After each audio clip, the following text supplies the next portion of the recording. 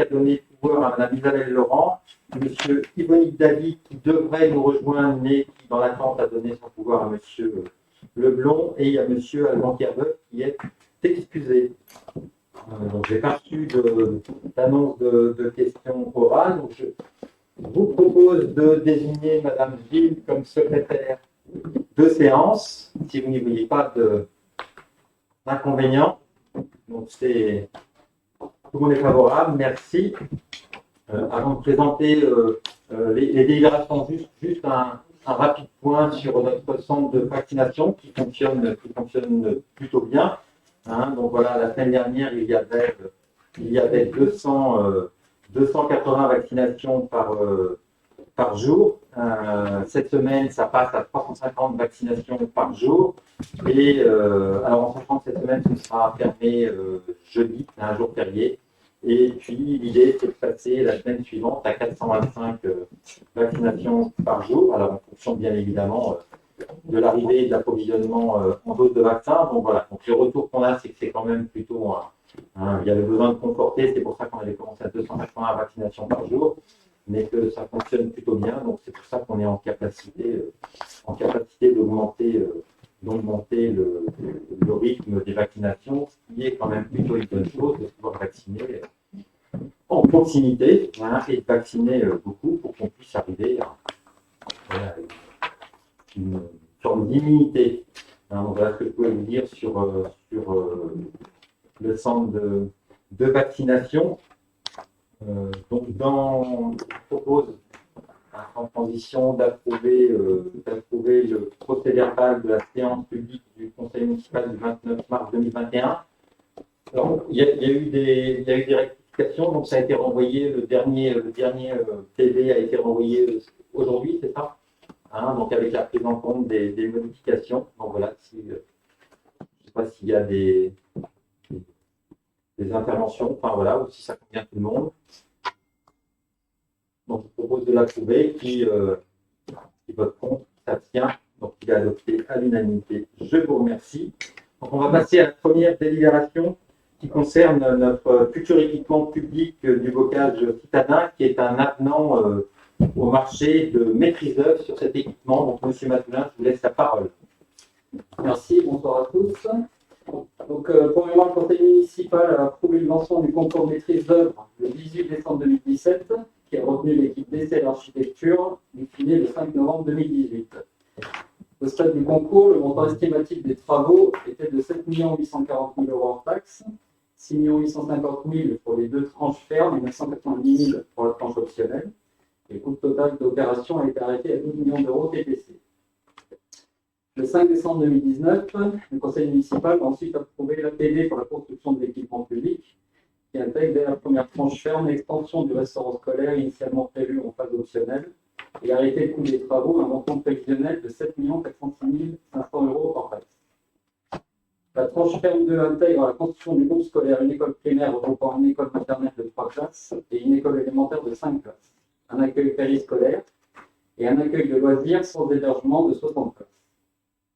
Le même conseil municipal a acté la rémunération définitive du maître d'œuvre à 898 690 € hors taxe, soit 7,28% d'augmentation par rapport au montant initial du marché de maîtrise d'œuvre, qui était pour mémoire de 837 700 € hors taxe hors tranche optionnelle.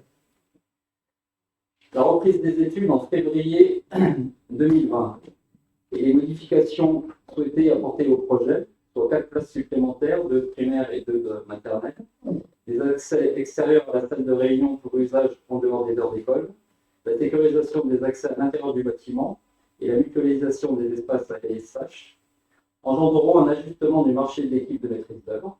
Il convient ainsi d'établir un nouvel avenant qui prendra en compte les nouvelles études, soit pour les études pour prise en compte de modification du projet, un complément de l'APD pour 25 000 € hors taxe, les études pour le nouveau dépôt de permis de construire pour 7 500 € hors taxe, et les études pour les nouvelles classes pro soit 24 000 € hors taxe.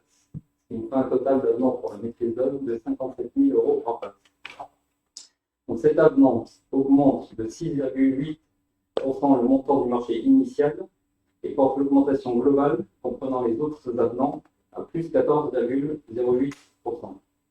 Ainsi, la nouvelle rémunération du maître d'œuvre porte à 955 690 € hors taxe. Donc, au vu de la CAO positive du 22 avril 2021, le conseil municipal est ainsi invité à valider ce nouvel avenant établi par DCL Architectes, et donc le mandataire, avec le BET EGIS, BEGC et Gamma, et autoriser Monsieur le maire à signer l'avenant au marché. Merci, Monsieur Matoulin. Donc, est-ce qu'il y a des interventions sur cette délibération? Non, donc je vous propose de passer au vote.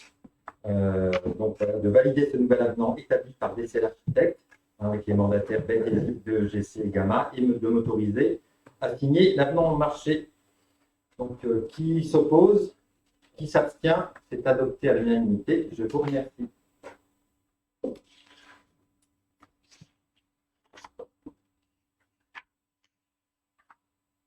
On passe maintenant à la question de foncier sur le 13 bis rue des Landes, pour une cession de cette propriété qui a été portée longtemps par la métropole et par Champy depuis peu. Donc, M. Rebuffy, je vous propose de nous présenter cette délibération. Oui, bonsoir.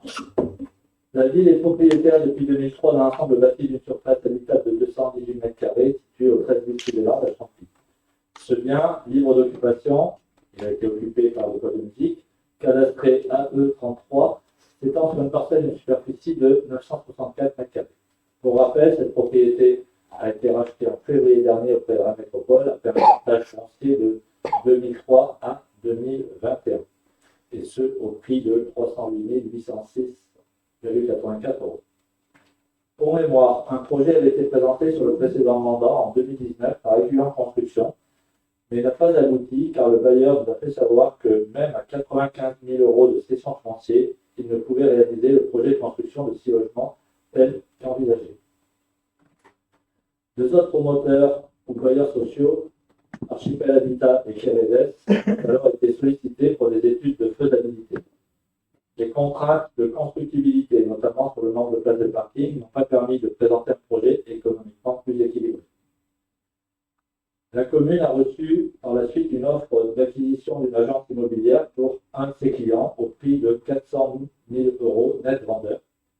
L'acquéreur, la société Porteur Bâtiment basée à l'Allier, propose de construire sur ce terrain 3 logements individuels, ce qui permettrait une densification au niveau de la parcelle. Conformément à la réglementation, l'avis des domaines a été sollicité.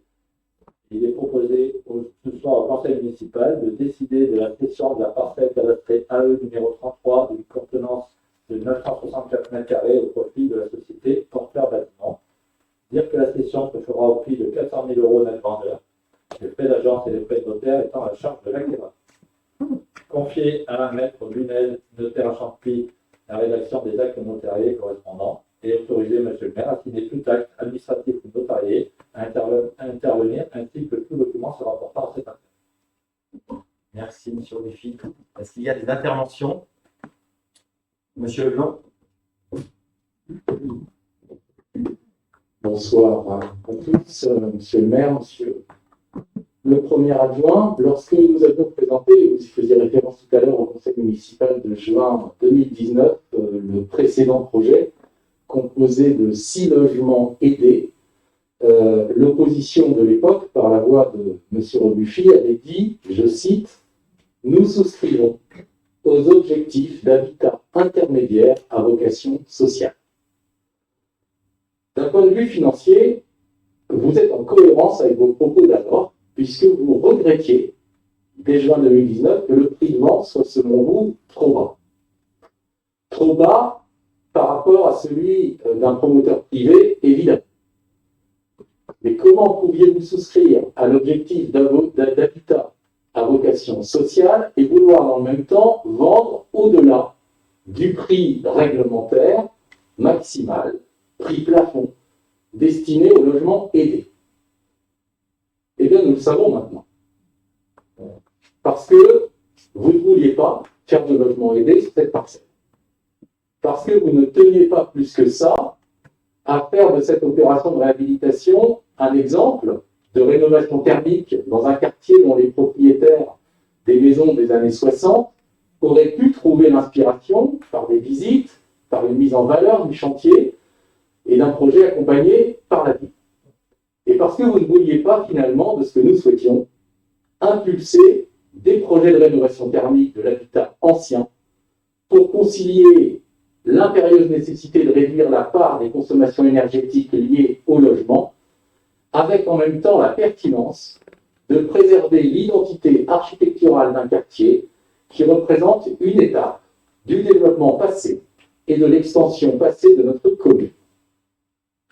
Il découle de votre proposition sur cette parcelle une difficulté à comprendre, à entrevoir même, la vision qui est la vôtre du logement à Chambly. Vous avez fait beaucoup de bruit autour de l'entrée de ville, dont j'espère que les actuels et futurs habitants seront accueillis avec plus d'élégance que celle avec laquelle vous avez qualifié les bâtiments dans lesquels ils ont choisi de vivre. L'entrée de ville est finie. Ces aménagements publics également, chacun jugera. Vous avez poursuivi les projets validés précédemment sur le bocage citadin, tels que nous les avions initiés depuis les premiers plans masse de 2011. Vous donnerez suite au projet Carloge, qui conditionne le réaménagement de la rue des Loges et de la rue du Moulin. Donc ce soir, ce choix de remplacer 6 logements intermédiaires en accession aidée avec terrasse ou rez-de-jardin, qui seraient sortis à 2 000 € le mètre carré pour des Cantepiens ou des habitants de communes voisines éligibles et primo-accédants, suite à un travail de réhabilitation ambitieux, remplacer ce projet par 3 logements neufs à prix libre, c'est finalement le premier projet qui vous est propre, qui présente votre vision d'urbanisme à Chambly. Plus d'individuels, moins d'intermédiaires, plus de libres, moins de logements aidés, plus de démolition, reconstruction, moins d'ambition pour l'amélioration énergétique des maisons existantes et pour l'identité de nos quartiers. Alors vous allez me dire, ce que vous l'avez déjà évoqué, que l'opérateur social s'est désisté et que les autres bailleurs ont rejeté le projet. Vous allez me dire aussi qu'un opérateur privé, par l'intermédiaire d'une agence immobilière privée, vous a proposé ce nouveau projet privé. Tout ça en 3 mois, puisque quand la maison Volo a été rachetée à Rennes Métropole par la commune, vous n'avez pas fait état d'une réorientation du projet. J'ai bien noté que le projet présenté, et je remercie Monsieur le maire de m'avoir adressé la version la plus récente cet après-midi, mais j'ai bien noté que ce projet n'est en rien validé. Mais tenant compte du prix proposé par l'acquéreur, on imagine aisément que l'obtention d'un permis de construire est la condition de l'offre, ou une des conditions de l'offre. Que vous accepterez ce permis et que l'esprit général du projet restera celui que vous nous présentez. Alors, puisque j'évoque les conditions de l'offre, vous qui souscriviez à l'idée de logement aidé sur cette parcelle, avez-vous, en tant que vendeur, exigé un prix plafond, dit prix de sortie, au bénéfice des futurs acquéreurs, et si oui, lequel? 3 maisons, sur un terrain acheté 400 000 € hors frais d'agence, hors frais de notaire, hors frais de démolition, de maîtrise d'œuvre, de travaux, de finition des espaces extérieurs et de paiement des taxes locales, eh bien, ça nous éloigne beaucoup des 2 000 € par mètre carré que le projet initial prévoyait pour les acquéreurs. Précisément, nous serons aux alentours de 3 450 € par mètre carré pour les acquéreurs. Alors certes, chers collègues, ce soir, la ville empoche 300 000 € de plus grâce à un projet privé. Mais regardez, sur la base de 3 maisons d'environ 90 mètres carrés, soit 270 mètres carrés de surface, et d'un prix prévisionnel de sortie d'environ 3 450 € par mètre carré, les futurs acquéreurs perdent, eux, sur leur budget d'investissement, environ 390 000 €. Et sur la base du projet précédent, qui comprenait 6 logements pour 376 mètres carrés, qui donnait la chance à 6 jeunes familles de pouvoir s'installer en centre-ville de Champy dans un logement réhabilité, c'est 545 200 euros de perte pour les jeunes ménages en attente d'accession. Et donc, pour toutes ces raisons, eh bien, nous voterons contre cette délibération. Merci, Monsieur Leblond, de cette longue intervention. Alors, je vais pas prendre point par point. Alors, au début, vous nous racontez effectivement une belle histoire, un joli récit sur ce foncier, comme si la politique de l'habitat de la commune se résumait uniquement à ce foncier. Sachez quand même, et ça a dû être expliqué, j'imagine, en commission, que si on a fait machine arrière par rapport au projet qui avait été initié, c'est pas de gaieté de cœur, effectivement, on aurait préféré faire réhabiliter l'ancien, faire du logement réhabilité, du logement aidé, effectivement, et on ne renie rien de ce que nous, les anciens élus, au moins M. Buffy et moi, avions dit au conseil municipal qui avait traité du sujet, sauf que le projet qui avait été présenté, il ne tenait pas la route, il ne tenait plus la route financièrement. Et on est aussi responsable devant les Cantépéennes et Cantépéens d'un budget sérieux et responsable. Et on n'y était pas. Ça veut dire que sur le projet, le meilleur projet, c'est que voilà, on faisait une vente où il y avait effectivement pour la commune récupérer 95 000 euros de mémoire sur ce foncier, mais l'option c'était qu'il y avait une revente à 15 ans. Et l'économie globale du projet nécessitait une revente à 15 ans. Ça veut dire qu'on aurait juste aidé les premiers occupants qui, au bout de 15 ans, auraient vendu à 3 000, 4 000 euros du mètre carré. Mais si, c'est pas possible. Mais, excusez-moi, monsieur le maire, en accession aidée, à partir du moment où vous bénéficiez d'une subvention à l'acquisition, vous ne pouvez pas revendre avec plus-value. C'était une mise à l'exception, c'était pas de l'accession sociale, c'était PLS. Où j'ai siégé quelque temps, qui justement a vocation à éviter que l'acquéreur bénéficiant d'une subvention à l'achat puisse faire une plus-value à la revente. Ça, c'est acté au niveau de la métropole. Nous n'étions pas sur le projet présenté, nous n'étions pas sur de l'accession sociale, nous étions sur, de mémoire, du PLS. C'était du logement PLS. Là, écoutez, moi, c'est le projet qui nous a été présenté, et c'est celui qu'a priori vous avez validé il y avait quelques mois. Donc voilà, clairement. Relisez la délibération. Comment? Relisez la délibération. Oui, c'était marqué, mais c'était qu'une délibération. Et ce n'était pas le projet qui nous a été présenté. Ce sont les opérateurs qui décident. Je ne sais pas, oui, de votre temps sans doute. On va avoir l'exemple sous les yeux. Non, je veux bien continuer. Après, donc, vous avez étendu ça à l'ensemble de la politique d'habitat et d'urbanisme et d'aménagement de la commune, ce qui n'est pas acceptable. Oui, on va faire de la création de logements au logement parce que le projet était suffisamment avancé et je vous prie de croire, et c'est pas tant à vous qu'à l'ensemble des Cantépéens que je m'adresse, qu'on y a passé du temps et de l'énergie pour revoir et les projets, et le hauteur, et le nombre de logements, et le calendrier sur d'autres espaces. Oui, on réagit par rapport à ce qui était prévu, à ce qui était dans les tuyaux. Ce n'est pas juste au 13 bis rue des Landes que nous allons mettre en œuvre notre politique concernant l'accueil de ménages avec des revenus qui ne peuvent pas se permettre d'aller dans le parc privé pur. On va les développer sur l'ensemble de la commune. Là, on était sur un foncier qui avait déjà coûté fort cher à la commune il y a maintenant de nombreuses années. On ne voulait pas non plus plomber, nous mettre en difficulté pour le budget communal. Enfin, je veux dire, on est dans une gestion qui se veut rigoureuse et sérieuse. Et c'était, je vous l'assure, la meilleure décision à prendre. Monsieur Buffy. Oui, juste pour compléter, bien entendu, ce ne sont pas les opérateurs qui décident, mais ce sont les opérateurs qui décident quand ce sont quand ça met en jeu leur équilibre à eux financier. Et là, en l'occurrence, c'est Aiguillon Construction, c'est pas de notre démarche, et je crois que vous l'avez bien compris, c'est Aiguillon Construction qui est venu nous voir pour nous dire, écoutez, dans les conditions précédentes, aujourd'hui, on ne peut pas réaliser le projet.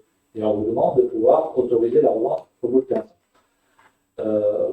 Par ailleurs, Monsieur le maire l'a dit, notre politique de logement ne va certainement pas s'arrêter sur les 6 logements en question. Les 400 000 euros, ils permettront de financer ou d'aider à la construction de logements sociaux sur des parcelles plus grandes.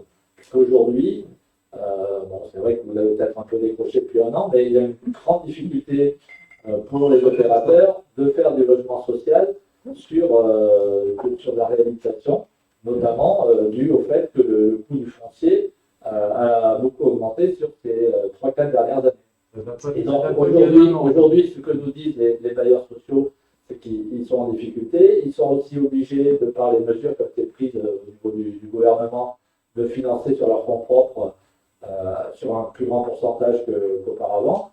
Et donc voilà, nous on s'est retrouvés dans cette situation. Bien sûr que nous aurions préféré que ce nouveau projet aboutisse, et il n'y a aucun problème là-dessus. Mais là, du coup, on s'est retourné vers un autre bailleur social, vers un promoteur pour voir ce qu'ils pouvaient, eux, faire mieux. Et puis, au final, le résultat était là. Donc, voilà, ne croyez pas, on a pris cette décision, parce qu'aujourd'hui, on est obligé d'avancer.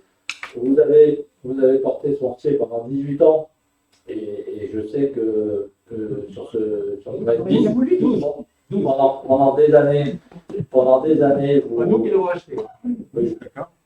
Non, pas vous, mais je veux dire, il a été porté par la commune, et au moins sur les 6 dernières années, vous avez essayé de faire avancer ce projet pour qu'il y ait une construction, qu'il y ait une réhabilitation. Et vous avez dû aussi être confronté à des difficultés. Vous ne les découvrez pas aujourd'hui. Merci, Monsieur Ruffy. Et petite précision, effectivement, parce que j'ai oublié, bien évidemment, nous allons accueillir tous les nouveaux habitants de Champy. Vous avez fait référence au projet d'entrée de ville. Bien sûr, tous les habitants, les futurs habitants de Champy, se valent et nous allons les accueillir comme il se doit. Je vous propose de passer au vote. Donc, il vous est proposé de décider de la cession de la parcelle cadastrée AE numéro 33 d'une contenance de 934 m² au profit de la société Porteur Bâtiment. Dire que cette cession se fera au prix de 400 000 euros net vendeur, que les frais d'agence et les frais de notaire étant à la charge de l'acquéreur, de confier à Maître Brunel, notaire à Champy, la rédaction des actes notariés correspondants et de m'autoriser à signer tout acte administratif notarié à intervenir, ainsi que tout document se rapportant à cette affaire. Qui vote contre? Très bien. Qui s'abstient? Qui vote pour? Je vous remercie. On passe sur une servitude de réseau sur la résidence de la grotte. Donc c'est dans le cadre de l'opération d'aménagement du cœur de ville, M. Ruffy. Oui, dans le cadre des travaux de réhabilitation de la résidence La Grotte située entre le numéro 2 et le numéro 12 de la rue de La Grotte, 2 servitudes de réseau au profit d'Aiguillon Construction vont devoir être régularisées. Il s'agit de réseaux d'eau chaude sanitaire et de chauffage qui courent sous les espaces à rétrocéder sur les 2 bâtiments d'Aiguillon. C'est en cours de rénovation. Le réseau d'eau chaude sanitaire est un nouveau réseau créé suite au passage à une production de chaude sanitaire collective via la chaufferie située dans l'un des bâtiments et qui dessert également le second bâtiment. Le réseau de chauffage était préexistant, mais sans qu'aucune servitude ait été dûment régularisée par acte authentique à l'époque. Il est proposé au conseil municipal d'autoriser M. le maire à signer l'acte instituant les servitudes et toutes les formalités liées. Y a-t-il des interventions? S'il n'y en a pas, je vous propose de passer en vote. Donc voilà, est-ce que vous m'autorisez à signer l'acte instituant les servitudes et toutes les formalités qui sont liées à cette servitude concernant les réseaux? Donc, qui s'oppose, qui s'abstient? Donc, c'est l'unanimité. Je vous remercie. Monsieur Matoulin va maintenant nous présenter l'observation de la Chambre régionale des comptes concernant le chauffage urbain de Rennes Métropole, même si nous ne sommes pas desservis par ce réseau, mais voilà, on a une obligation de prendre acte de ce rapport. Tout à fait. Donc, effectivement, par courrier du 19 mars 2021, Madame la Présidente de la Chambre régionale des comptes de Bretagne a communiqué à Madame la maire le rapport d'observation définitive du contrôle de Rennes Métropole pour sa compétence chauffage urbain durant les exercices pendant 2015 et suivants. Donc, conformément à l'article L243-14 du Code des juridictions financières, ce rapport d'observation définitive a fait l'objet d'une communication à l'Assemblée métropolitaine du 28 janvier dernier. Il a ensuite été communiqué à l'ensemble des communes membres de Rennes Métropole afin que chaque maire le soumette à son tour à son conseil municipal. Donc, j'ai fait une présentation de ce rapport lors de la commission. Les personnes présentes ont pu avoir les éléments principaux institués dans ce rapport. Donc, il est proposé au conseil municipal de prendre acte donc, de la communication du rapport d'observation définitive de la Chambre régionale des comptes concernant la gestion du chauffage urbain par Rennes Métropole pour les exercices 2015 et suivants. Merci. Donc voilà, le rapport vous a été communiqué. Donc voilà, il fait 100 pages. Est-ce que ça suscite des interventions? Non. Donc je vous propose de prendre acte et d'avoir pris connaissance de ce rapport. Merci, Monsieur Matoulin. Nous allons passer au débat. Nous devons débattre d'un projet concernant du règlement local de la publicité intercommunale, autrement appelé le RLPI. Donc voilà, c'est un sujet qui est présenté par la métropole depuis maintenant quelques semaines. Donc je propose à M. Durouet de nous faire une présentation relativement synthétique d'où on en est de ce règlement local sur la publicité intercommunale. Et après, on peut laisser libre cours au débat. Merci, Monsieur le maire. Effectivement, la métropole est en train de réfléchir à un règlement local de la publicité intercommunale. Alors, le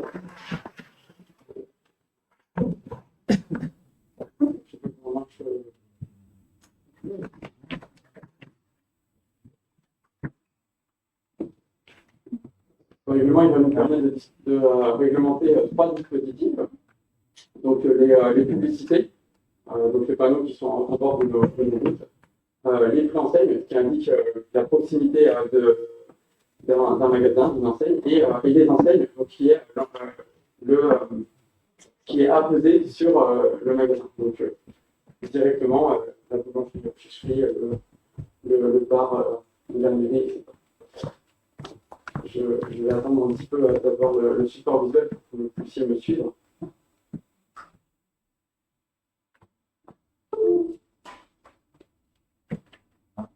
On avance pas.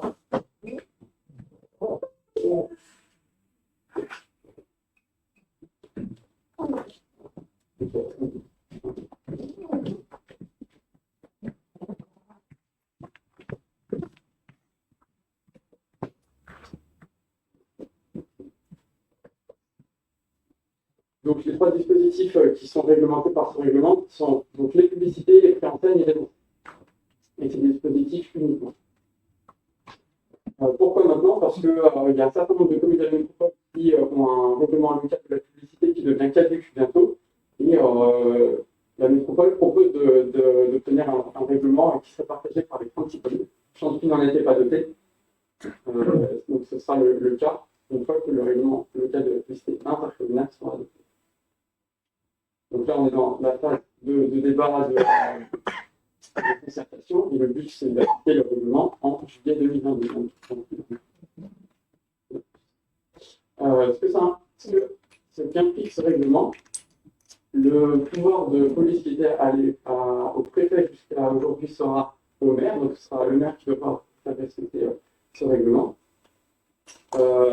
Toutes les communes partageront le même règlement, donc on n'aura pas des règles différentes à Cesson et à Champy, on aura les mêmes règles.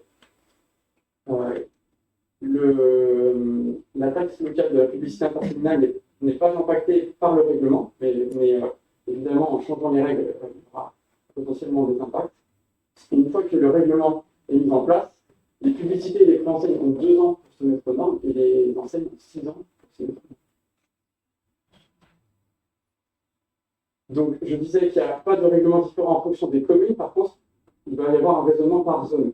Donc, en fonction de si on est à la campagne, si on est en une interface de campagne, centre-ville, centre-bourg, habitat et tissu mixte et zones d'activité.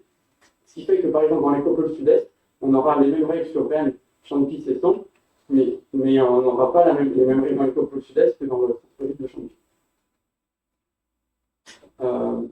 Quelques principes très brefs de règlement national de la publicité, donc qui régit la publicité aujourd'hui à Champy. Donc en campagne, la publicité est interdite. Aux abords des monuments historiques, la publicité est interdite. C'est seulement dans les zones agglomérées qu'il y a la possibilité d'avoir des publicités en fonction du nombre d'habitants. Et pour les enseignes, il est possible d'avoir des enseignes qui sont en campagne. Voilà, donc le règlement va concerner uniquement les zones agglomérées, donc en gris sur la carte. Donc, la majorité de la métropole, c'est de la campagne, c'est des endroits où on ne devrait pas avoir de publicité. C'est interdit par la loi, par le règlement national de la publicité. On a ici en rouge les monuments historiques, en orange les abords des monuments historiques sur lesquels il y a des règles strictes, et éventuellement en orange des règles qui peuvent être allégées par le règlement local.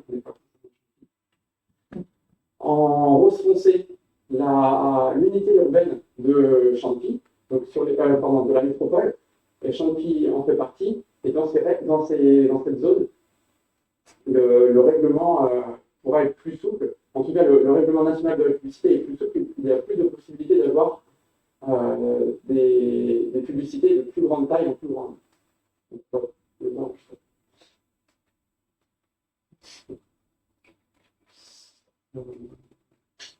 Je reviens sur ce tableau juste après. On a un certain nombre de règles qui s'appliquent aux enseignes. Donc, on doit avoir une seule enseigne scellée au sol. Elles ne doivent pas sortir de la façade, sauf si elles sont perpendiculaires au mur. Si elles sont sur le toit, elles doivent être en lettres découpées. Bon, il y a un certain nombre de règles qui s'appliquent déjà au niveau national. Donc, ce que je disais, dans l'unité urbaine de la métropole, les publicités et préenseignes doivent faire maximum 12 mètres carrés, avec une hauteur de 7,50 m si elles sont sur un mur, 6 mètres si elles sont scellées au sol. Pour ce qui est du mobilier urbain, elles peuvent faire maximum 12 mètres carrés. Et dans une commune comme Champy, qui a plus de 10 000 habitants et qui est dans l'unité urbaine, on peut avoir des dispositifs numériques. On n'en a pas, mais la règlement nationale l'autorise. On a un petit état des lieux de ce qui est fait sur la métropole. En vert, on a donc les scellés au sol, et en rouge, les surbâtis, donc c'est sur un mur. Donc on voit qu'il y a beaucoup plus de scellés au sol. Un état des lieux de ce qui est éclairé. Donc on voit qu'il y a un peu plus de la moitié de la publicité qui est éclairée, et qu'il y a une dizaine de panneaux numériques sur la métropole. 40% des panneaux publicitaires et français font 12 mètres carrés, 48% font 8 mètres carrés. On voit que ça se concentre beaucoup sur le long des axes. Donc, on a différents types d'enseignes, donc celle de nos petits commerces, des boulangeries, et on a aussi les enseignes qui sont dans les commerciales, qui sont beaucoup plus grosses, qui prennent beaucoup plus. Comme s'ils zooment sur Champy, on voit que ça se concentre essentiellement sur la rue des Loges, et les publicités et les enseignes, un petit peu dans l'écopole sud-est. Maintenant, je vais vous présenter un petit peu les orientations. Vous avez eu des fiches sur lesquelles qui détaillent ces orientations et qui donnent des pistes de réglementation qui pourraient être appliquées dans ce règlement. Donc, les 9 orientations sont regroupées en 3 groupes. Le premier, c'est préserver les qualités paysagères et patrimoniales de la ville archipel. Deuxième grande orientation, préserver le paysage du quotidien et garantir la visibilité des activités locales. Troisième grande orientation, réduire la pollution visuelle et les impacts sur l'environnement. On les détaille tout de suite.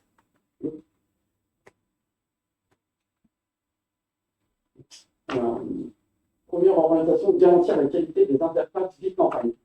On l'a vu sur les cartes tout à l'heure, on a une ville archipel, donc avec des petites villes qui gravitent autour de grandes villes qui est Rennes, et donc on a beaucoup d'interfaces ville-campagne, ce qui fait que d'un côté, en campagne, la publicité est interdite, de l'autre côté, en zone agglomérée, la publicité est autorisée. Donc on a une incohérence que l'objectif de le corriger. Mettre en valeur, deuxième juste mettre en valeur les entrées et traversées de ville. Donc, c'est des zones où se concentrent souvent les publicités. Le but, c'est de les dédensifier. Troisième objectif, protéger les secteurs patrimoniaux et paysagers de la publicité. Champion est moins concerné de la part des secteurs patrimoniaux. Quatrième objectif, encadrer les dispositifs dans les secteurs résidentiels. C'est des secteurs qui sont assez préservés aujourd'hui, mais le but, c'est de préserver ces secteurs, de continuer à préserver ces secteurs de la publicité. Encadrer les dispositifs d'affichage dans les centres-bourgs et les centres-villes pour les mettre en valeur. Encadrer les dispositifs dans les zones d'activité et les zones de commerce. Le but de cette orientation est bien de valoriser les enseignes aux dépens des publicités pour qu'on puisse voir vraiment les commerçants qui sont sur place. Donc on verra mieux les enseignes, qui attirent le charme plus que les publicités qui ne sont pas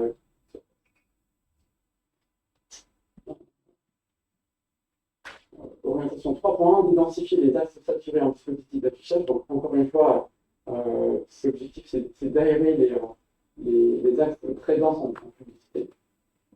S'adapter à l'éclairement ambiant des espaces publics. On a beaucoup de zones où l'éclairage public est limité, voire éteint. Par contre, la publicité reste allumée la nuit. Donc c'est elle qui éclaire. Le but, c'est de se mettre en conformité avec ce qui est fait par l'éclairage. Dernière orientation, limiter les dispositifs numériques. Donc, ils sont très décrits. Voilà, j'espère vite, monsieur le maire. Le conseil municipal est invité à débattre sur les orientations générales du document local de la publicité intercommunale qui ouvrira l'ensemble du territoire métropolitain. Merci, monsieur Doré, pour cette présentation relativement complète, mais synthétique, parce qu'effectivement, on a l'un et l'autre participé à des réunions où ça avait été fortement détaillé. Donc voilà, donc je vous laisse, la parole à ceux qui souhaitent intervenir sur le sujet. Monsieur Doré et Monsieur Ruffy. Enfin, comme on peut. Monsieur Ruffy, Non, juste. Oui, juste pour dire que je souscris aux objectifs de préserver les qualités paysagères exceptionnelles de nos communes, de préserver le paysage au quotidien et puis de réduire la pollution visuelle. On a eu l'occasion de voir quelques visuels sur notre commune, notamment sur la route de Châteaugiron. Et c'est vrai que si on pouvait réduire cette pollution visuelle, ce serait une bonne chose. Monsieur Lorette, pardon. Oui, merci. Alors, j'aimerais vous lire un extrait des travaux de la 150 membres de la Convention citoyenne pour le climat.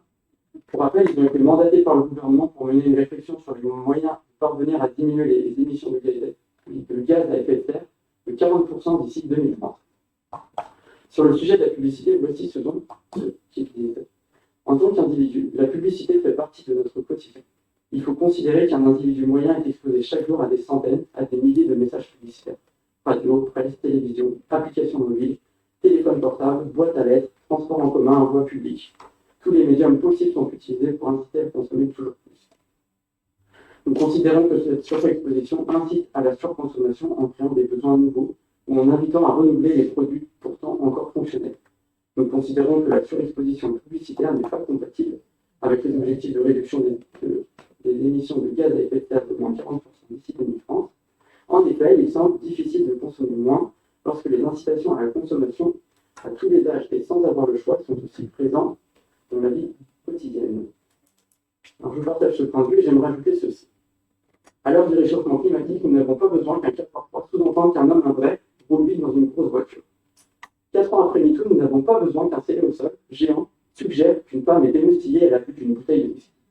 Alors que les filles étudiantes s'allongent devant les distributions alimentaires, nous n'avons pas besoin que les affiches rétro-éclairées prétendent que le bonheur quand on est jeune, c'est d'avoir un iPhone 12, alors que l'océan est à 1 heure de train. Nous n'avons pas besoin qu'une vidéo animée nous fasse croire que les seules vraies plages se trouvent à 8 heures d'avion. Alors que le harcèlement scolaire est un vrai fléau, nous n'avons pas besoin qu'une succession d'affiches nous explique quelles sont les chaussures à la mode cette année. Alors avec cette réglementation, soyons ambitieux. Livrons nos paysages, parce que nous promenons, que nous allons travailler, que nous allons faire nos courses, et que nous regardons autour de nous, faisons en sorte qu'au lieu de voir des SUV, des femmes objets ou des bonheurs prémâchés, nous puissions voir des maisons, des jardins, des arbres et des champs. Supprimons les publicités numériques qui nous attaquent quand nous entrons dans elles. Supprimons les panneaux publicitaires de la rue des Loges qui va bientôt accueillir les maisons. Je vous remercie. Merci. Alors, moi, je veux bien juste compléter, voilà, avoir un propos peut-être un peu plus modéré, même si, voilà, pardon, d'accord. Je vais juste quand même finir mon intervention. Donc, moi, je pense que ce règlement local sur la publicité intercommunale, c'est vraiment trouver la juste place pour la publicité sur notre territoire, pour éviter aussi la surenchère entre les différentes enseignes. Bien évidemment, c'est le respect du paysage et il faut dédensifier. Hein, et l'autre bonne nouvelle, effectivement, d'un règlement de ce type, c'est aussi que les 43 communes se mettent d'accord sur un fonctionnement commun. Hein, et c'est aussi tout l'intérêt d'une intercommunalité comme la nôtre. Monsieur Masseau. Bonsoir. Donc, moi, je vais vous parler un peu de mon expérience personnelle, puisque étant agriculteur à Champy, paysan plutôt, et en entrée-ville, le long d'une grande route. Donc, on a eu il y a longtemps maintenant, il n'y a plus, je ne sais pas si c'est encore autorisé dans ces lieux-là, beaucoup de sollicitations pour des panneaux publicitaires, et les entreprises, je peux dire clairement, elles ne sont pas sérieuses. Elles payent une année, 2 années, et puis en fait, le reste n'arrive pas. Et elles ne savent pas enlever la panneau quand c'est fini. Donc, je suis pour une réglementation beaucoup plus stricte, surtout dans les zones campagne, mais la aussi, mais la zone campagne. Merci, M. Masseau. Monsieur Gaillard. Merci. Merci, M. le maire, chers collègues. La publicité nous a fait croire que le bonheur rimait avec l'achat. Mais voici arrivé le temps d'après, celui du rachat. À force de pousser toujours plus la consommation, nous avons oublié que nous sommes d'abord des êtres de relation et de collaboration. Certains, rappelez-vous, nous disaient que la ville est belle, bien faisant en sorte qu'on la retrouve comme telle. Dans nos cités, à la place de la publicité, remettons de la simplicité et de l'authenticité. Nous savons aujourd'hui que les arbres sont importants. Alors remettons de la nature dans notre environnement.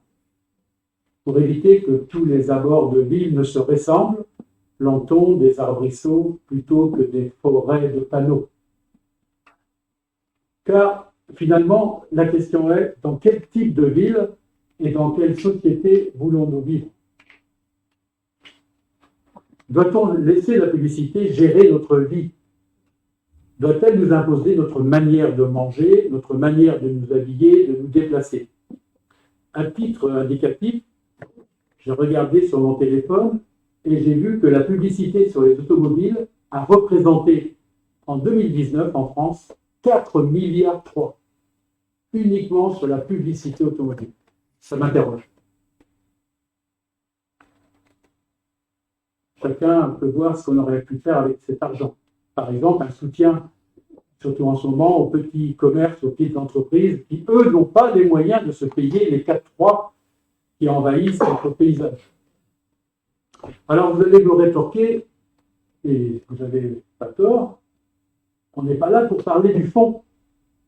Mais vous voyez bien que la forme a une conséquence sur le fond. Effectivement, malheureusement, les jeunes continueront à regarder les affiches pour les sodas dans les abris de bus en attendant leur correspondance. Ce débat va nous permettre de redéfinir quelle doit être la juste place, comme disait M. le maire, de la publicité. Personnellement, je dirais oui à l'information, mais non au matraquage. J'ai pris le temps d'échanger avec quelques propriétaires puisque je suis bien placé, vous savez que j'habite rue des Loges, donc je suis aux premières loges, des propriétaires qui hébergent des panneaux dans leur fond de parcelle. Eh bien, ils comprennent la nécessité de cette mutation. Ils reconnaissent qu'ils en ont bien profité. Et ils s'attendaient depuis quelque temps déjà à l'arrivée de ce nouveau règlement. Alors, retravaillons aussi avec tous les professionnels du secteur. N'agissons pas dans la précipitation pour ne pas crisper le dialogue. C'est pourquoi la décision ne sera prise, vous avez vu, qu'en juillet 2022. Avec ensuite, il y aura 2 ou 3 ans de mise en conformité pour les publicités et jusqu'à 6 ans pour les enseignes. Mais il est temps que nous agissions, car nous devons limiter le nombre et la taille des supports.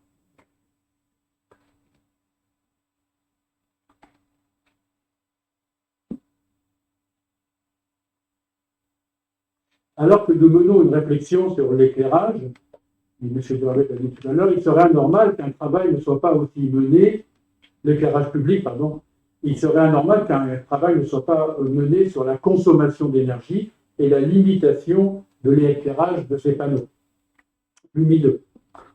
Donc, je pense effectivement qu'on peut envisager leur suppression pure et simple.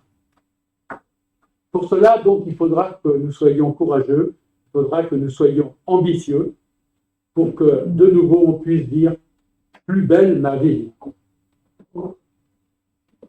Merci, Léa. Je ferme votre micro.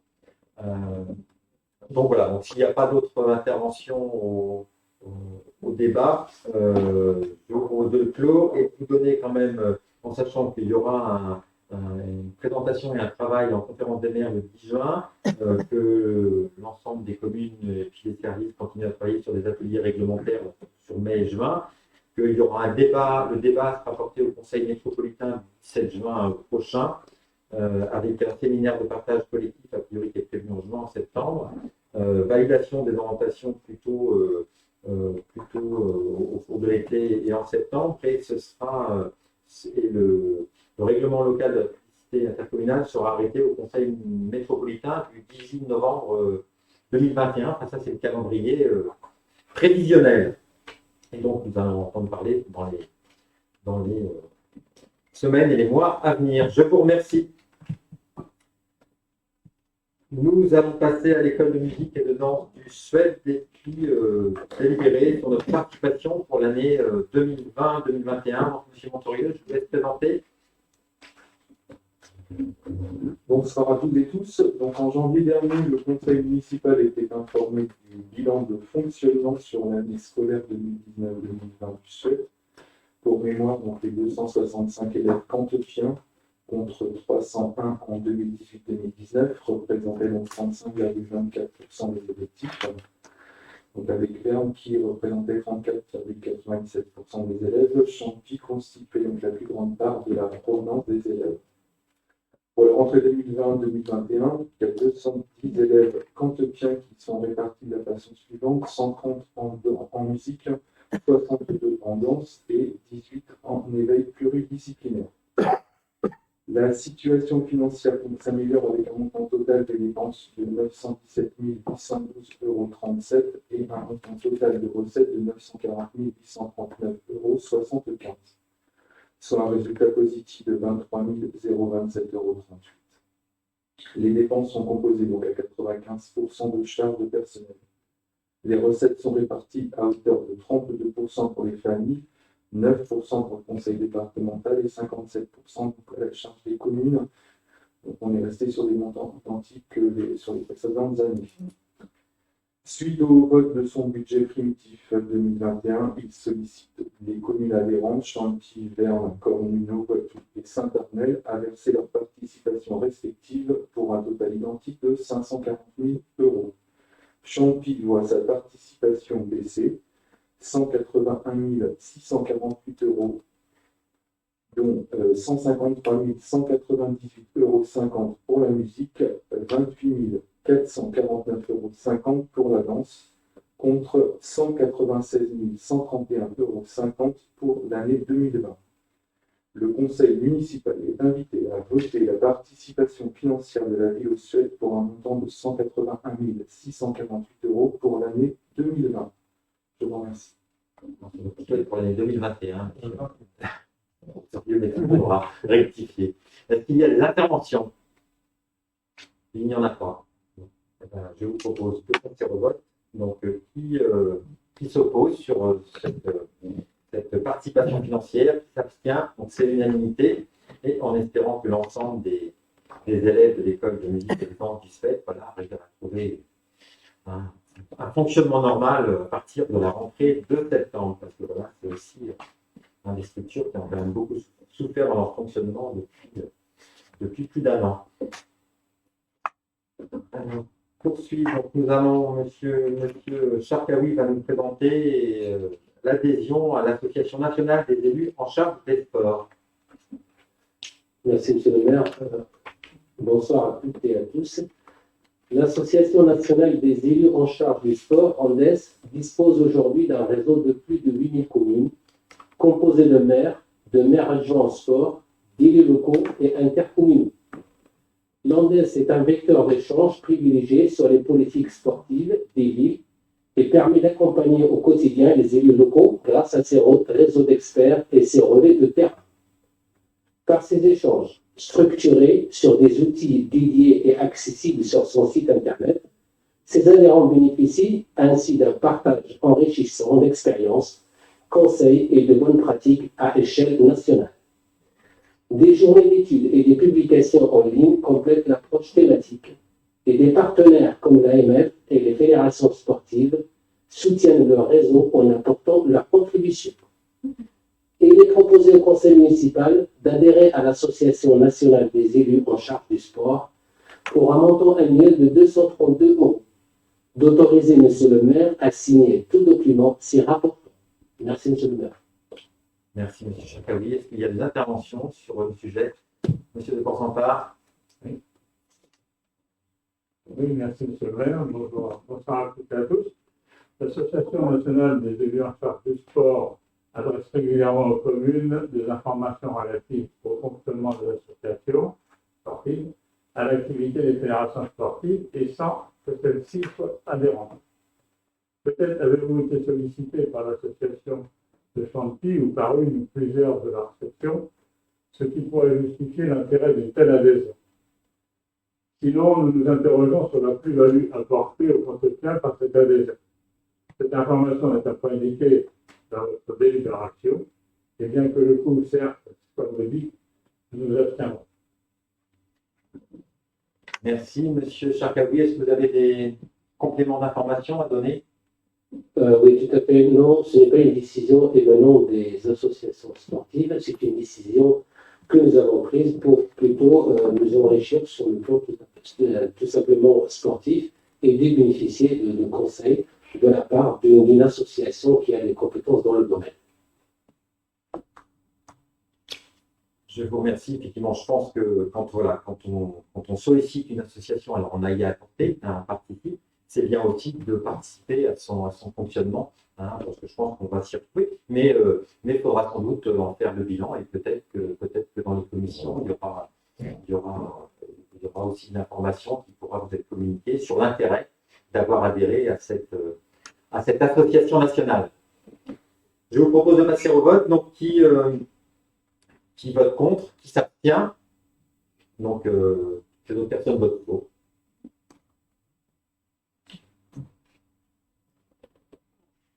Madame Gourin va nous présenter le renouvellement d'une convention sur l'externalisation d'une unité d'enseignement au sein de l'école des Landes, avec convention à passer avec l'EDEPS. Merci, monsieur le maire. Après une première convention sur l'année 2018-2019 servant d'expérimentation, il est proposé une nouvelle convention pour 3 ans, de septembre 2021 à juillet 2024. Cette convention a pour objet de régir les modalités de coopération entre l'établissement et services médico-social géré par l'établissement départemental d'éducation, de formation et de soins, EDEPS 35, l'école primaire des Landes, en accord avec le DAZEM, et la commune pour accueillir des élèves d'une unité d'enseignement externalisée.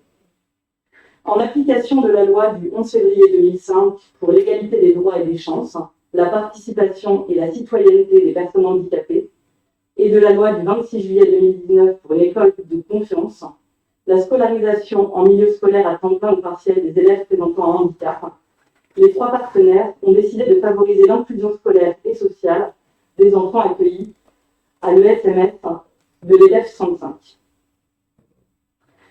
Une unité d'enseignement externalisée est créée dans le but de conforter et développer les apprentissages scolaires, de favoriser leur socialisation, de développer leurs compétences socio-culturelles, de permettre des temps de scolarisation individuelle dans la classe et de croiser les regards professionnels. La ville met à disposition une salle de classe de l'école des langues de manière permanente, ainsi qu'une deuxième salle afin de permettre des temps d'accompagnement éducatifs et médicaux ou paramédicaux si besoin. Les élèves de l'ESMS peuvent prendre leur repas à la restauration scolaire au sein de l'établissement scolaire, sous la responsabilité et l'encadrement du personnel ESMS. Les élèves peuvent bénéficier également de l'accueil périscolaire du matin et du soir, après accord des services municipaux et évaluation concertée des besoins d'accompagnement. Ce qui est important de souligner, c'est que par rapport à la convention précédente, les enfants auront la possibilité non plus d'être accueillis à la demi-journée, mais à la journée, comme ça a été fait l'année dernière et l'année d'avant, et également de participer au temps périscolaire. Périscolaire, j'entends en garderie, puisque là, sur l'année 2019-2020, ils étaient déjà accueillis à la cantine. Merci. Merci. Y a-t-il des interventions sur cette convention en passé avec l'EDEF, Madame Lebrun? Merci, Monsieur le maire. Bonsoir à tous. Donc, en 2008, nous avons créé un lien de confiance avec l'EDEF 35, donc établissement accueillant des enfants et adolescents en situation de handicap, en signant une convention leur ouvrant l'accès à l'école des langues. Ceci afin de permettre aux enfants en situation de handicap de suivre une scolarité en milieu ordinaire. Ce partenariat est bénéfique aussi bien pour les jeunes de l'EDEF que pour nos jeunes cantepiens de l'école des langues. Donc, nous nous réjouissons donc de la continuité de cette action que nous avons mise en place en 2008. Merci. Merci. Donc voilà, une politique qui se poursuit. Je vous propose d'adopter cette convention et de m'autoriser à signer cette convention ainsi que tout document s'y référent, donc qui vote contre, qui s'abstient, donc c'est l'unanimité. Je vous remercie. Une adhésion également à une association, l'association 1+ Bio, Club des Territoires, qui nous est présentée par Monsieur Chendé. Bonsoir à toutes et tous. Donc, créée en 2013, l'association 1+ Bio anime le Club des Territoires, réseau de collectivités qui œuvre pour la transformation des politiques publiques de l'alimentation. Elle porte 3 valeurs. Rendre l'alimentation biologique accessible à tous, faire progresser la démocratie alimentaire sur tous les territoires, agir sur la carte de santé des convives à travers l'assiette. Aussi, dans le cadre de la réflexion en cours sur la question de l'amélioration de l'alimentation et en corrélation avec le renouvellement du marché de la restauration scolaire, il est proposé au conseil municipal d'adhérer à l'association pour un montant annuel de 225 €. Cela permettra de bénéficier d'informations et de publications ciblées, utiles à la réussite du projet alimentaire, d'échanger des expériences sur des problématiques communes et de participer à des rencontres privilégiées entre collectivités de différentes tailles et aux projets diversifiés. Il est donc proposé au conseil municipal d'adhérer à l'association 1+ Bio pour un montant annuel de 225 €, d'autoriser M. le maire à signer tous les documents s'y reportant. Merci. Encore voilà, une adhésion, une nouvelle adhésion à une association, effectivement, comme pour l'association qu'on a présentée pour Andef, effectivement, il faudra aussi en mesurer faire l'évaluation à terme sur ce que ça peut nous apporter, mais on a un vrai sujet, une vraie volonté d'avancer sur une alimentation plus saine, plus biologique, sur des circuits courts. Donc voilà, je pense qu'une adhésion comme celle-ci peut nous y aider. Est-ce qu'il y a des interventions? Madame Rossignol. Alors, merci Monsieur le maire, bonsoir à toutes et à tous. Donc, nous adhérons pleinement à cette thématique de la démocratisation alimentaire et nous trouvons aussi très important de rendre accessible donc, à tous l'alimentation biologique et la démarche d'approvisionnement local. Ceci étant, et comme nous avons pu déjà faire remarquer en commission, il nous manque l'argumentation concernant les objectifs poursuivis et les actions prévues qui justifient et soutiennent ainsi l'adhésion à cette structure. Le renouvellement du marché de restauration scolaire, lancé le mois dernier, n'exige-t-il pas déjà dans ces critères une adéquation avec les nouvelles mesures gouvernementales et environnementales concernant l'alimentation biologique ainsi que l'approvisionnement local?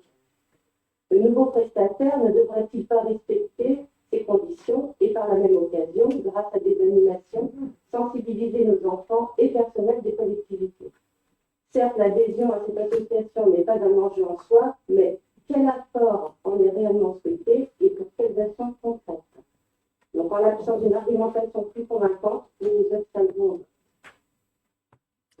Merci, Madame Rossignol. Monsieur Chénier, une réponse, une information complémentaire? Oui, Madame Rossignol, comme vous le disiez, c'est vrai qu'en ce nouveau marché que nous mettons en place, nous avons demandé quelques choses techniques particulières sur l'éducation à l'alimentation durable, évidemment.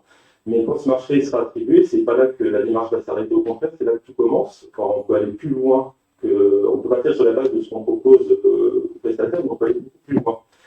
Et favoriser un échange entre les collectivités plus en avance sur le sujet. Je pense notamment à la ville de Montsortout, qui est une vraie locomotive sur ce domaine de l'alimentation durable. C'est vraiment de l'expérience à prendre et à donner. On a toujours à apprendre des autres et il ne faut pas avoir peur d'essayer, de donner ses propres pratiques et surtout d'en prendre de nouvelles. Le marché de la restauration qui s'y met en place répond à une commande de la collectivité en lien avec notre politique alimentaire que nous mettons en place. Ils sont là pour répondre à ces nouveaux besoins en lien avec la restauration municipale, mais l'alimentation durable, ça ne concerne pas que les scolaires et les bénéficiaires de ce service. Cela est beaucoup plus vaste. La Restoco est un levier important d'une alimentation plus durable, mais pas le seul, car cela concerne chacun de nous. Il faut démocratiser le bien manger. C'est dans ce contexte qu'il me semble intéressant d'adhérer à cette association pour une somme qui, vous le reconnaîtrez, est fort oui.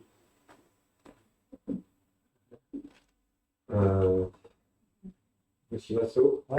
Donc, je voudrais intervenir. Bon, je suis très branché sur ce sujet, par ma certaine profession. Je voudrais intervenir justement sur le local.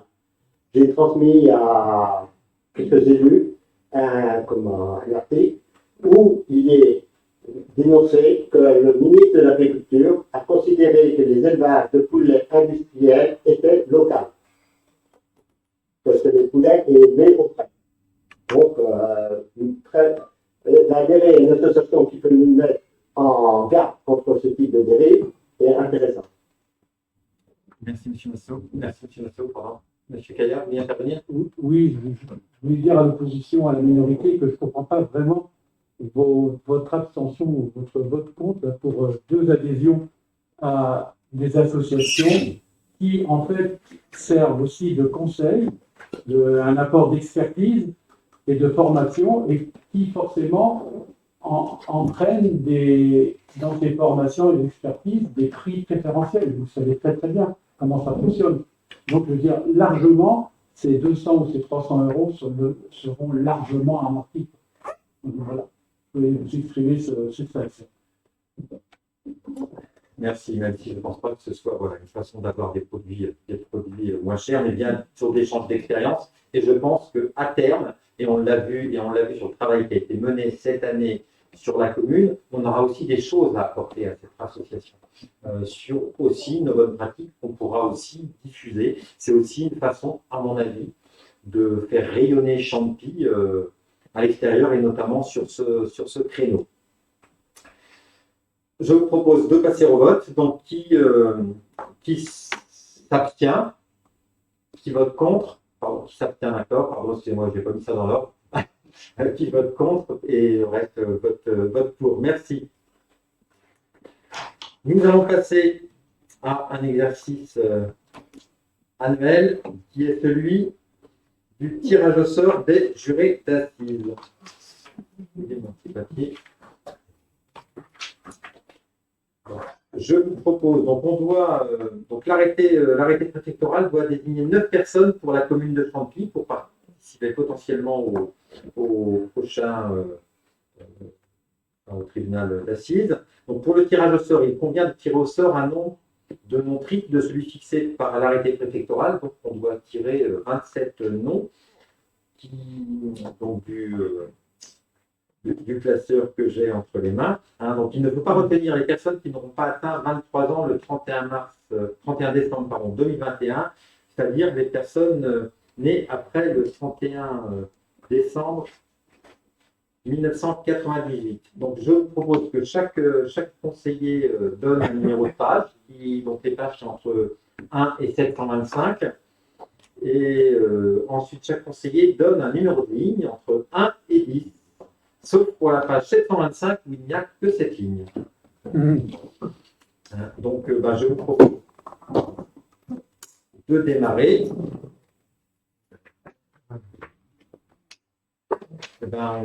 Je propose de commencer par M. Tcharkaoui. Alors, il faut donner un numéro de 5, c'est la numéro de page. Donc, un numéro de ligne après. Alors, donc, tu donnes un numéro de page entre 1 et 725 et un numéro de ligne entre 1 et 10. 7. 1. Donc, Madame Anna-Lise Émilienne. Et voilà, qui est dans les âges. Monsieur Durvet, Page 25, numéro 2.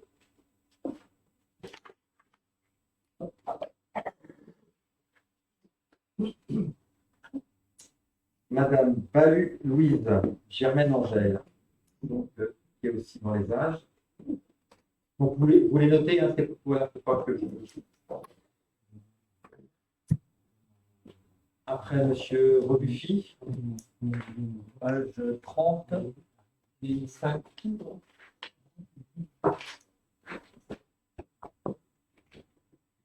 Charlotte Barguin, donc, qui est aussi dans les âges. Monsieur Chendé, Page 217, 1900.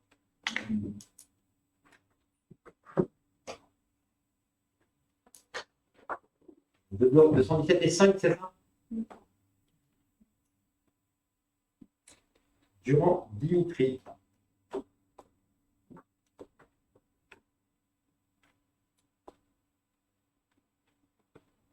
Monsieur Matoma. Page 180, ligne 8.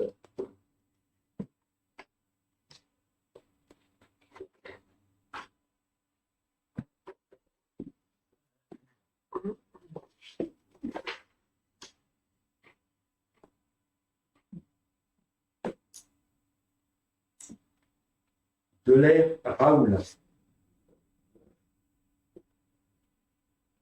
Bourrin. Page 210, numéro 5.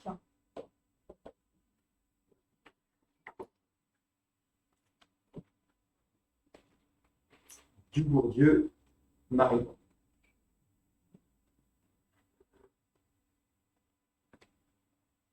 Madame Orion. Page 700, ligne numéro 1.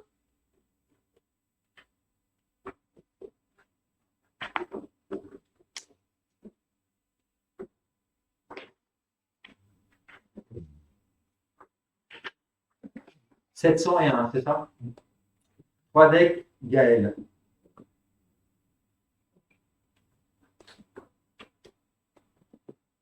Monsieur Montorier. Page 706 et 8.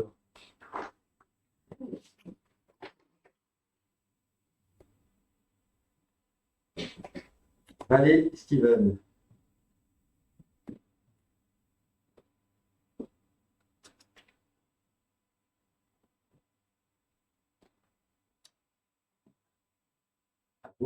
Page 13, ligne 6.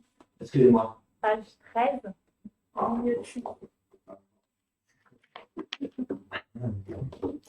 En fait, on n'a pas de électronique. Oui, c'est vrai. C'est bien. Hein, on aurait ça sous format. Maggie, pardon, excuse-moi. Page 13, ligne 6.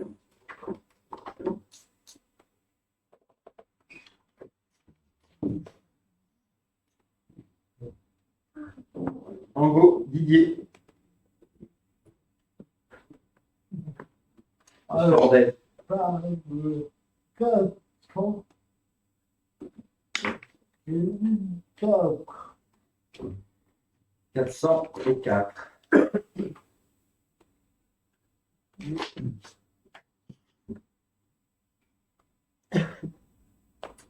Le Breton, Annie. Non, on signale. Ligne 626, page 626, ligne 3.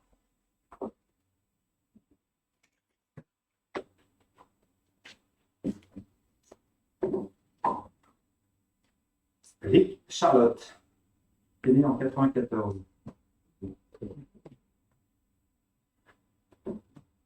Alma. Je vais vous éviter de tourner les pages. Donc 625, ligne 9. Oh, merci.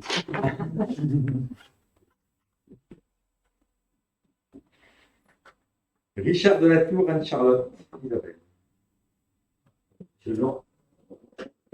99, ligne 9.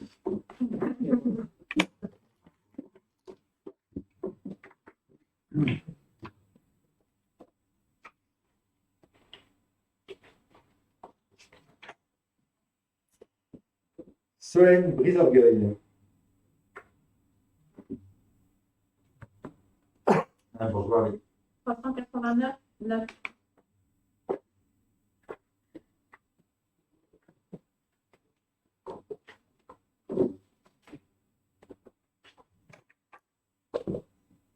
L'appel Frédéric. 304, 3.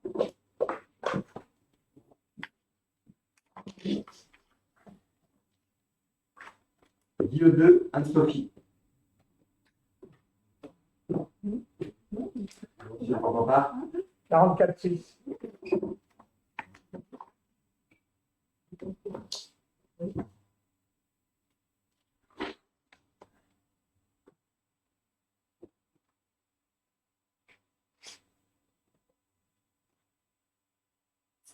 Bénamer, Abderrazak.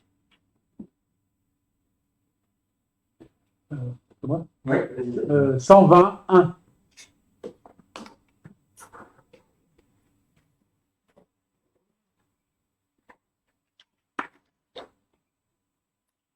Cerveau Stéphane. Enfin, 412, 9.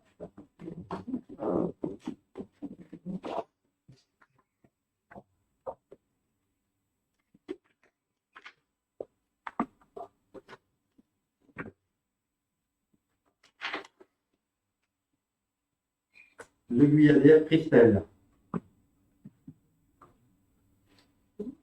Bah oui, Madame Magdal. 379. 377. Pardon, excusez-moi. Et la ligne Cosiol, Daniel. 422, 10.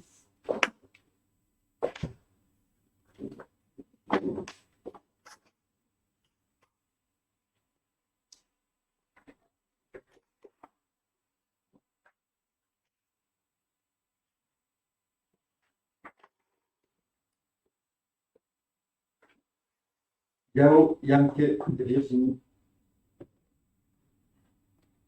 555, ligne 7.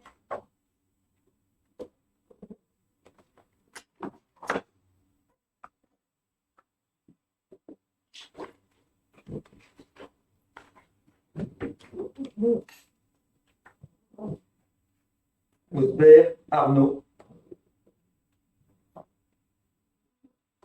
Audrey, oui, Madame Gilles, pardon.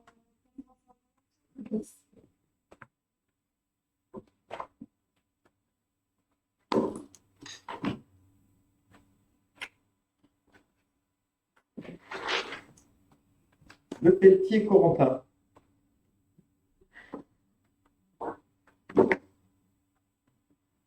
« 703, 7.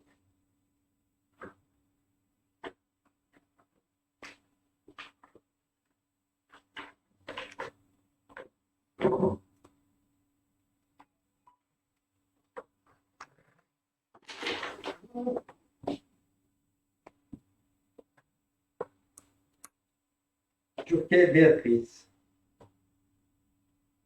81, 10.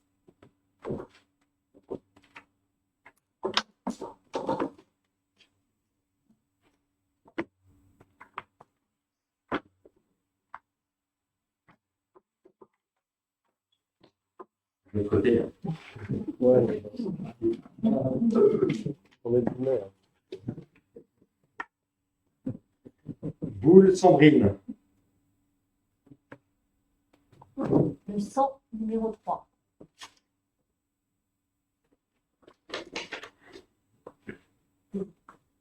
Brocard Raymond. 359, 1.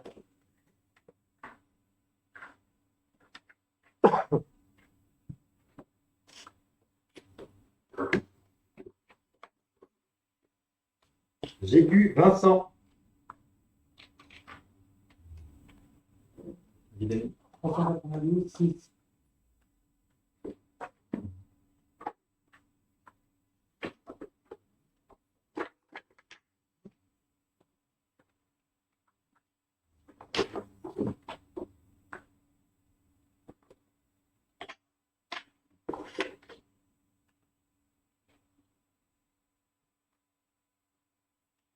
Lobinia Philippe. Ah ben on a fait le tour, bah, désolé. Ah, bizarre, parce que ça.